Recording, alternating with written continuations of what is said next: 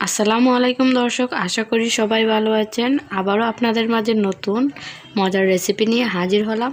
আশা করছি আমার এই রেসিপিটি আপনাদের ভালো লাগবে। ভালো লাগলে অবশ্যই লাইক দিবেন, কমেন্ট করবেন, সাবস্ক্রাইব করবেন।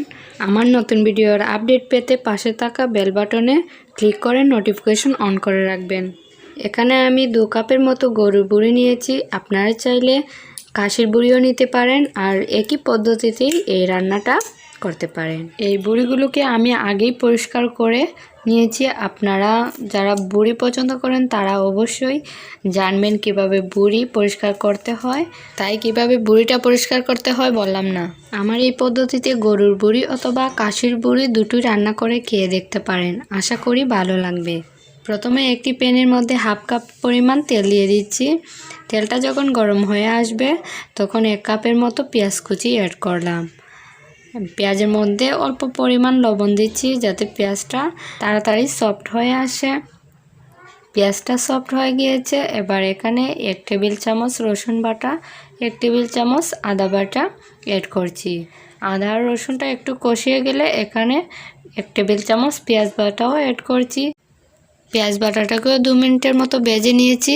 এবার এখানে 3 টুকরো দারচিনি, 5টা গোলমরিচ, 1টা বড় এলাচ, 6 থেকে 7টি লবঙ্গ, 4টা সাদা এলাচ, 2টা তেজপাতা চিড়ে দিয়ে দিচ্ছি।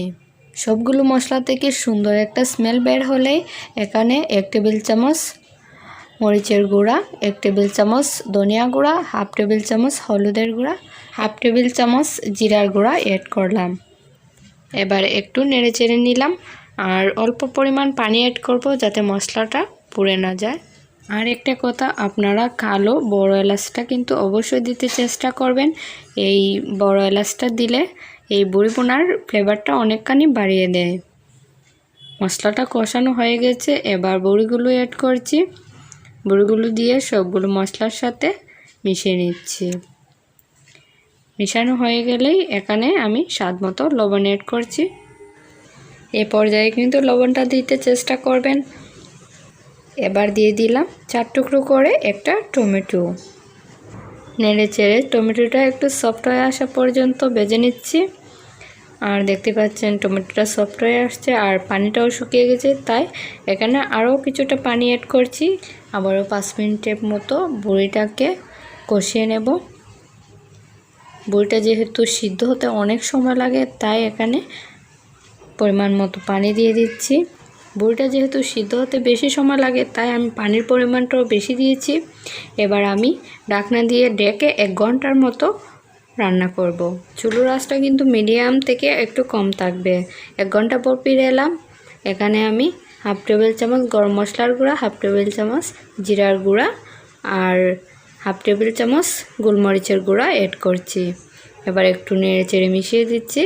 আবারও আমি ঢাকনা দিয়ে ঢেকে 1 ঘন্টার মতো এই বুড়িটাকে রান্না করেছি। দেখতেই পাচ্ছেন শুকিয়ে গেছে, তাই আরও একটু শুকাতে হবে। এর জন্য চুলোর মধ্যে একেবারে লো আঁচে রেখে দিচ্ছি।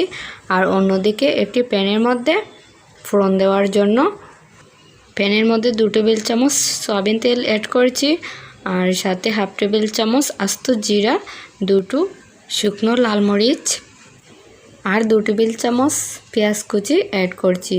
আর এই পেঁয়াজ কুচিটাকে একটু বড় বড় করে কেটে নিয়েছি। এবার এগুলোকে ভালো করে ভেজে এই বুড়ির উপরে আমি দিয়ে দিচ্ছি। এবার রান্না করা বুড়ির সাথে এই ফোড়নটাকে ভালো করে মিশিয়ে নিচ্ছি। মিশানো হয়ে গেলে ঢাকনা দিয়ে 5 মিনিট আমি লো আঁচে রান্না করব। ঢাকনা দিয়ে ঢেকে রাখলে এই ফোড়নের ফ্লেভারটা বুড়ির গায়ে ভালো করে মিশে যাবে। এবার ঢাকনাটা উঠিয়ে নিচ্ছি। দেখতে পাচ্ছেন আমার বুড়ি ভুনা রেডি। এই বুড়ি ভুনা করতে আমার প্রায় 2.5 ঘন্টার সময় লেগেছে। এবার আমি বুড়ি ভুনা সার্ভ করে দেখিয়ে দিচ্ছি। আপনারা বুড়ি ভুনা দেখে বুঝতে পারছেন এর স্বাদটা কেমন হবে। আশা করছি আমার এই বুড়ি ভুনার রেসিপিটি আপনাদের ভালো লেগেছে। ভালো লাগলে অবশ্যই বাসায় একবার হলেও ট্রাই করবেন। খেতে কেমন হয়েছে আমাকে আমার কমেন্ট বক্সে কমেন্ট করে জানাবেন। আর আমার ভিডিওতে লাইক দিবেন, কমেন্ট করবেন, সাবস্ক্রাইব করবেন এবং ফ্রেন্ডদের সাথে শেয়ার করবেন। যারা অলরেডি আমার চ্যানেলকে সাবস্ক্রাইব করে রেখেছেন তাদেরকে অসংখ্য ধন্যবাদ। আর যারা এতক্ষণ আমার সাথে থেকেছেন তাদেরকেও অসংখ্য অসংখ্য ধন্যবাদ। আল্লাহ হাফেজ।